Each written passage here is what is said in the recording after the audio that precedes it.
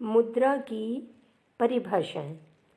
इस वीडियो में हम विभिन्न अर्थशास्त्रियों के द्वारा मुद्रा की दी गई परिभाषाओं के बारे में जानेंगे।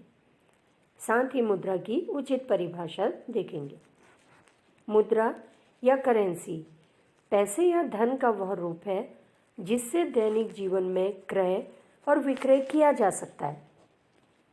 यानी अगर हमें कोई चीज़ खरीदनी है तो हम मुद्रा का प्रयोग करते हैं, और अगर कोई चीज़ बेचनी है तो बेचने वाले को वस्तु के बदले मुद्रा मिलती है।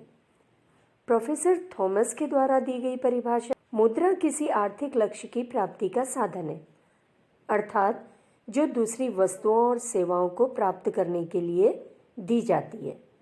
यानी मुद्रा के द्वारा हम दूसरी वस्तुएं और सेवाओं को प्राप्त कर सकते हैं। प्रोफेसर मार्शल के द्वारा दी गई परिभाषा है, मुद्रा के अंतर्गत वे समस्त वस्तुएं सम्मिलित की जाती हैं जो किसी समय अथवा किसी स्थान में बिना संदेह या विशेष जांच पड़ताल के वस्तुओं तथा सेवाओं के खरीदने और व्यय करने के साधन के रूप में सामान्य रूप से प्रचलित रहती है। इसी तरह से अर्थशास्त्री कीन्स के द्वारा दी गई परिभाषा है, मुद्रा वह है जिसको देकर ऋण प्रसंविदाओं तथा कीमत प्रसंविदाओं का दान किया जाता है। मुद्रा वह है जिसको देकर ऋण प्रसंविदाओं तथा कीमत प्रसंविदाओं का भुगतान किया जाता है।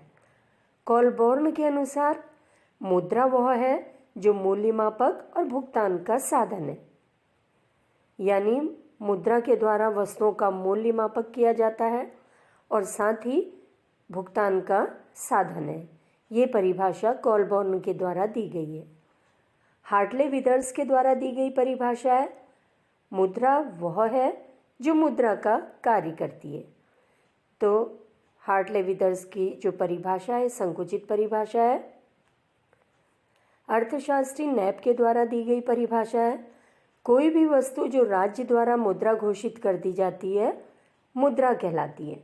जैसे भारत की मुद्रा रुपया है क्योंकि ये राज्य द्वारा घोषित है। सेलिगमैन अर्थशास्त्री के द्वारा दी गई परिभाषा है, मुद्रा वह वस्तु है जिसे सर्वग्राह्यता प्राप्त है। मतलब हर व्यक्ति वस्तु के बदले इसे स्वीकार करता है। ये परिभाषा सेलिगमैन ने दी है।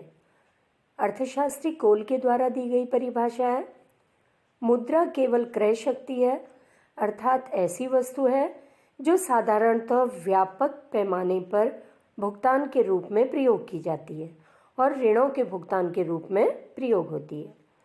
अर्थशास्त्री एली के अनुसार मुद्रा ऐसी वस्तु है जो विनिमय के माध्यम के रूप में स्वतंत्रता पूर्वक हस्तांतरित होती है और ऋणों के अंतिम भुगतान के रूप में सामान्य रूप से ग्रहण की जाती है।